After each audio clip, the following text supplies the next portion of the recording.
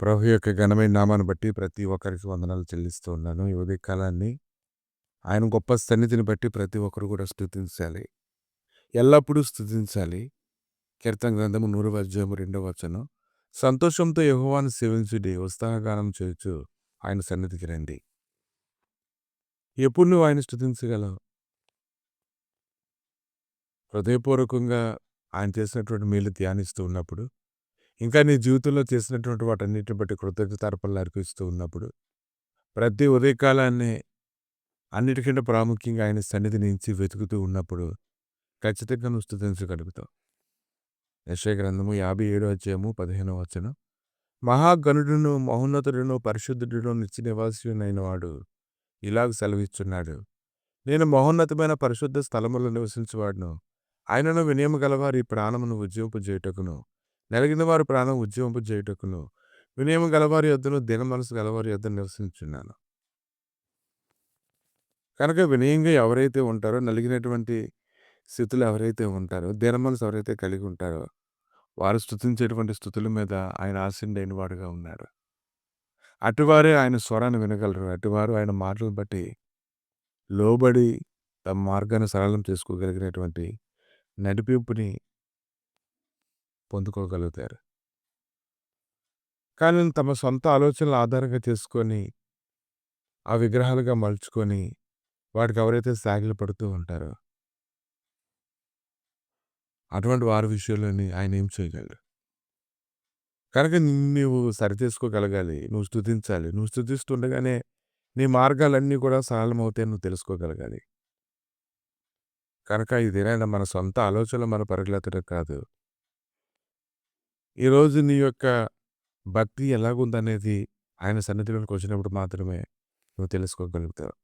యెషయా గ్రంథము 6వ అధ్యాయము 1-6 వచనాలు చూసినప్పుడు, ప్రవక్త ఒక దర్శనమును చూసినప్పుడు ఆయన యొక్క చొక్కా అంచులు ద్వారపు ద్వారబంధములన్నీ కూడా స్తుతులతో అవి కదిలించబడుతూ ఉన్నప్పుడు, వాటిని చూసినప్పుడు, ఆయన మహిమ దిగి వచ్చినప్పుడు అతడు చెప్తూ ఉన్నాడు. అయ్యో, నేను అపవిత్రమైన పెదవులు కలిగినటువంటి వారిని అతడు మాట్లాడుతూ ఉన్నాడు. నీ సొంత ఆలోచనలు ఎలా ఉన్నాయి? యెషయా గ్రంథము 57వ అధ్యాయము 12, 13 వచనాల్లో నీ నీతి ఎంతో నేను తెలియజేస్తాను. నీ క్రియలు నీకు ప్రయోజనమగును. నువ్వు మొరపెట్టినప్పుడు నీ విగ్రహముల గుంపు నిన్ను తప్పించునేమో. గాలి వాటన్నిటిని ఎగరగొట్టును గదా! ఒకడు ఊపిరి విడిచిన మాత్రమున అవన్నీ కొట్టుకొని పోవును. కనుక నీ సొంత ఆలోచన అనేటువంటి విగ్రహాలను నువ్వు సిద్ధం చేసుకొని, వాటిని బట్టి నువ్వు ఆనందించి, నువ్వు బలం పొందుకొని పరుగులెడుతూ ఉన్నప్పుడు, అవి గాలికి ఎగరగొట్టబడే పొట్టువలే ఎగిరిపోతాయని ప్రభువు ఉదయకాలను మాట్లాడుతూ ఉన్నారు. కనుక నువ్వు స్థిరంగా, బలంగా ఉండాలి అంటే ఈరోజు ఖచ్చితంగా ఆయన నువ్వు స్తుతించాలి. నీ స్తుతి వినయంతో కూడింది, దీనత్వంతో కూడింది అయినదిగా ఉండాలి. అలా ఎప్పుడైతే నువ్వు ఉంటావో, అప్పుడు ఖచ్చితంగా దేవుని యొక్క కృపకి నువ్వు పాత్రుడిగా దేవుడు ఎంచుతాడు. ఆయన సన్నిధిలో నువ్వు నడవడానికి నువ్వు వీలు పనులు చేసుకుంటావు. కనుక ప్రతి ఉదయాన్ని ప్రతి ఒక్కరికి ప్రతి పరిస్థితిలో కూడా కృప అనేది కావాలి. ఆ కృప అనేది పొందుకోవాలంటే బహు వినయంతో ఆయన సన్నిధిలో ఉండాలి. నోటి భాష వల్ల స్తుతించడం వల్ల కాదు కానీ, హృదయంలోంచి స్థుతి రావాలి. లోబడేటువంటి స్వభావం కొరకు నువ్వు కనిపెట్టుకొని ఉండాలి. అలా ఎప్పుడైతే నువ్వు కనిపెట్టుకుంటూ ఉంటావో, అప్పుడు ఖచ్చితంగా ఆయన సన్నిధిలో ఉండేటువంటి నడిపింపు నువ్వు కనుగొని అన్ని విషయాల్లో నీ మార్గం సరళం అవడాన్ని నువ్వు చూస్తావు. కాబట్టి ఉదయకాలాన్ని నీకు వెలుగు వచ్చింది.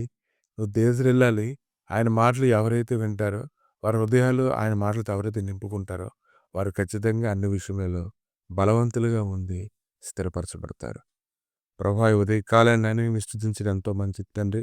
రాత్రి కాలంలో ప్రభా నాయన నీ సన్నిధి గురించి ధ్యానించడం ఇంకా మంచిది దేవా. ప్రతి సమయంలోనూ ప్రభా నడిపింపును అనుగ్రహించేటువంటి దేవా. ఈ నడిపింపుని బట్టి అనేక మంది ప్రభా జయ జీవితాన్ని పొందినట్లుగా ఆయన నీ లేఖనాల్లో మేము చూస్తాం కదా తండ్రి. నీ నడిపింపు కిందకు వచ్చేలాగా ప్రభా స్తుతించి మా మార్గాలను మేము సరళం చేసుకునేలా కృప దయచేయమని మహిమ పొందుకుని యేసుక్రీస్తు నామమున అడిగి వేడుకుంటున్నాము తండ్రి. ఆమేన్.